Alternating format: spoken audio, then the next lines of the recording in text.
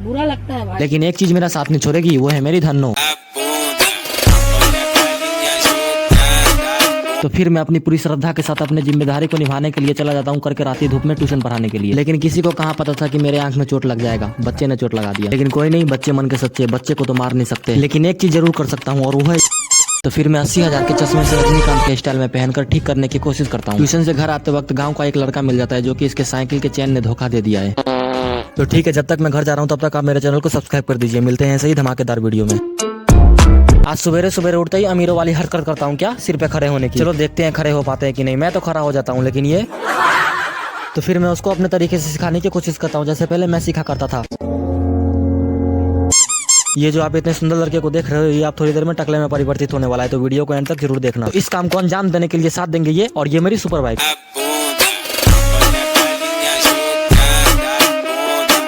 तो फिर हम दंदनाते हुए छोटे सी मुस्कान के साथ चले जाते हैं टकले को अंजाम देने। लेकिन रास्ते में मेरे बाइक की चेन उतर जाती है। लेकिन यार आप लोग बोलोगे कि यार बाइक की भी चेन उतरती है। अरे हाँ भाई, ऐसे ही मैंने अपने बाइक के नाम सुपर बाइक नहीं रखी है। फाइनली टकले होने के बाद मैं ऐसा दिखता हूँ।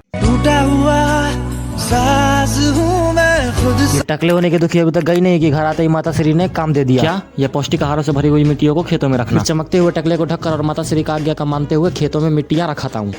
फिर खेतों में मिट्टियां रखने के बाद मेरे हालत देख ही सकते हो, कोई नहीं तरोताजा हो जाते हैं।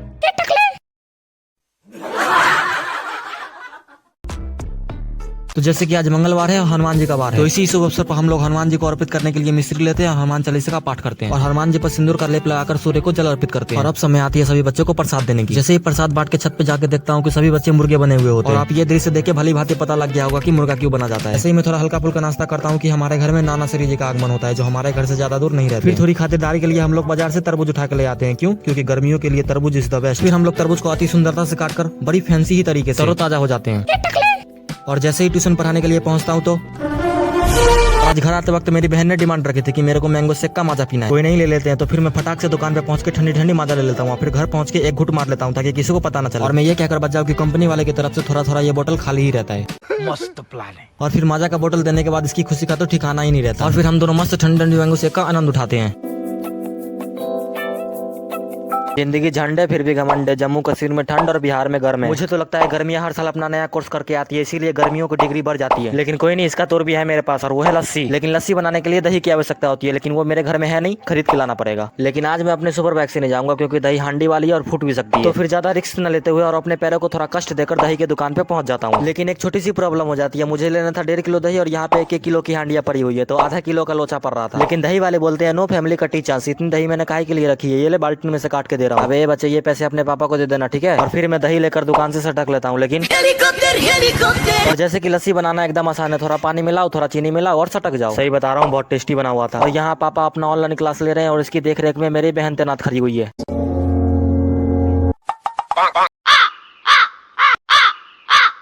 आलसी हो तो मेरे जैसा। कल मेरा एसएससी का एग्जाम है और अभी तक मैंने कुछ पैकिंग भी नहीं किया। तो चलो करते हैं पैकिंग। लेकिन हाँ, थोड़े से गंदे, लेकिन कोई बात नहीं, मैं किस लिए हूँ बे। अभी मैं इसकी अकल ठिकाने लगाता हूँ। गद्दारी कर बे, आई गद्दारी कर बे। ये ले, मजा आया? और ले और ले। और गंदा होगा?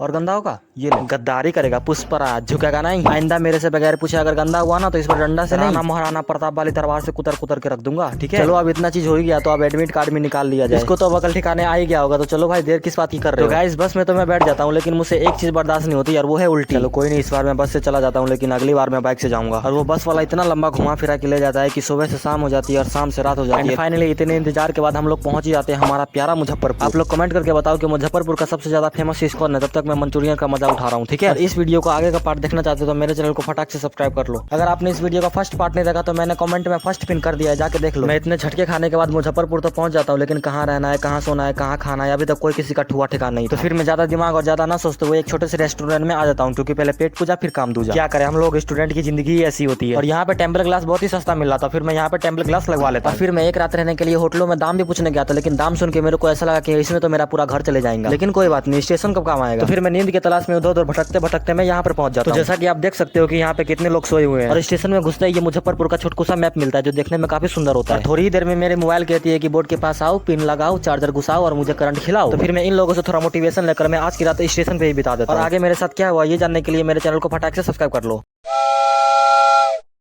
आज मेरा SSC MTS का एग्जाम है और कल रात मुझे मुजफ्फरपुर स्टेशन पे ही सोना पड़ा था। अगर आपने इस वीडियो की सेकंड पार्ट नहीं देखी तो मैंने इस वीडियो में फर्स्ट कमेंट कर दिया है, जाके देख लो। सेंटर पे जाने से पहले चाय की थोड़ी चुस्की ले ली जाए, क्योंकि बड़े आदमी क्या कर गए हैं कि वो पल भी क्या पल है जिस पल तेरी एहसास न हो, वो चाय फिर चाय कैसी जिस पर तेरी होंठों से मिठास न हो। और फिर वहाँ से ऑटो पकड़कर मैं पहुंच जाता हूँ सेंटर पर। तो जैसा कि आप देख सकते हो कि मेरे आने से पहले कितने बच्चे यहाँ पर एग्जाम का वेट कर रहे हैं। एग्जाम होने से पहले माता रानी का आशीर्वाद ले लेते हैं, क्योंकि एग्जाम होने में अभी 1 घंटा बाकी है और document is mandatory. Finally exam हो गया है खत्म। अगर थोड़ी देर भी यहाँ रुका तो मैं चिलचिलाते धूप में हो जाऊंगा खत्म। धूप बहुत ज्यादा होता है तो मुंह में पूरे गमछे को लपेट कर मधुबनी जाने वाले बस को पकड़ के अपने गांव की ओर रवाना हो जाता हूं। उसी की बात ये रहती है कि इस बार बस यात्रा के दौरान मुझे उल्टी नहीं हुआ, क्योंकि मैंने बस में चढ़ने से पहले नींबू पानी पी लिया था और आगे की यात्रा पापा के साथ करके घर पहुंच जाता हूं। मैं तो बहुत थक गया हूं, लेकिन आप मेरी थकावट को दूर कर सकते हैं, वो मेरे चैनल को सब्सक्राइब करके।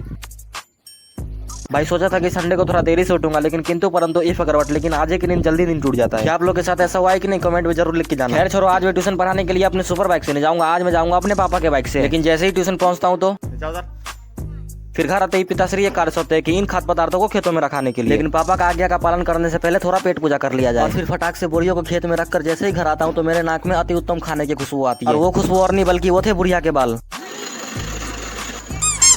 तो ज्यादा देर न करते हुए 10-10 की 2 बुढ़िया के बाल बनवा लेता हूँ, एक मेरे लिए और एक मम्मी के लिए। लेकिन सिट ये कहाँ से आ गए, मुझे छुपा कर लेकर आना चाहिए था। सामने मेरे घर 3 उड़ंड बच्चे आते हैं, क्यों? गाना सुनने के लिए। बॉक्स में कुछ तकनीकी खराबी होने के कारण गाना तो नहीं बजता, लेकिन इनकी कला प्रदर्शन चालू हो जाती है।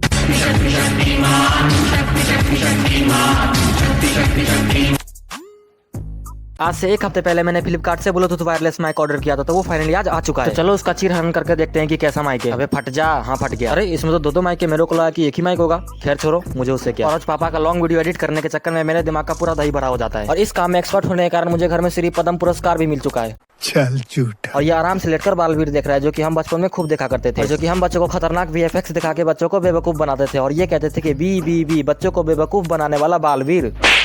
और शाम में छत पर जाकर देखता हूँ कि मौसम काफी बढ़िया हो रखा था, लेकिन थोड़ी ही देर बाद लगता है कि मौसम को आज भी गीला नहीं मांगता है, लेकिन मुझे मांगता है ना कुल्फी खा के। और नीचे मेरी बहन बच्चों को ट्यूशन ले रही है, लेकिन आज सुबह उठकर जल्दी तैयार हो जाता हूँ। क्यों? अरे ट्यूशन पढ़ाने जाना है ना यार। आपको क्या लगा? सब घर में काम धंधा में लगे हुए हैं और ये घोड़ा बेच के सो रही है। इसको चाटे मार के भाग जाता हूँ और उसको पता भी नहीं चलेगा और मेरा सदियों पुराना बदला भी पूरा हो जाएगा। अरे नहीं भाई नहीं, कोई रिस्क नहीं लेने का। तो फिलहाल ज्यादा रिस्क ना उठाते हुए अपनी सुपर बाइक की चाबी और करोड़ों की संपत्ति उठा के जा रहा हूँ ट्यूशन पढ़ाने के लिए। और जैसे ही ट्यूशन पहुंचता हूँ तो आप खुद देख लो, आज मैं सभी बच्चे को मुर्गी और 100 उठक बैठक लगवा रहा हूँ, सिवाय इसके, क्योंकि आज इसने पूरा होमवर्क करके लाया है। और ट्यूशन पढ़ा के घर पहुंचता हूँ तो एक और बच्चे से मुलाकात होती है और वो है ये।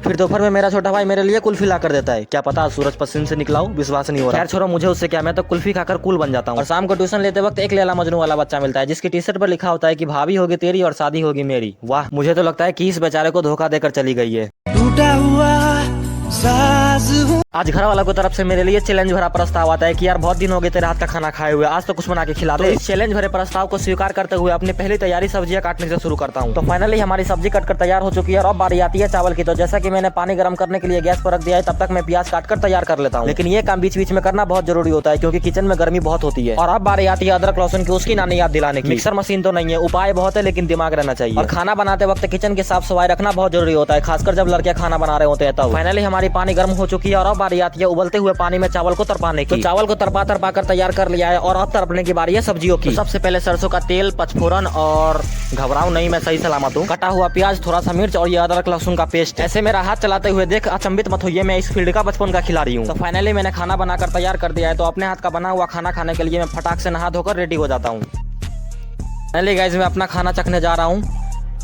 तो गाइस स्वाद को तो पता नहीं, लेकिन खाना बहुत बढ़िया बना हुआ है। क्या करें, अपने हाथ का बना हुआ खाना का तो बुराई नहीं कर सकते है ना।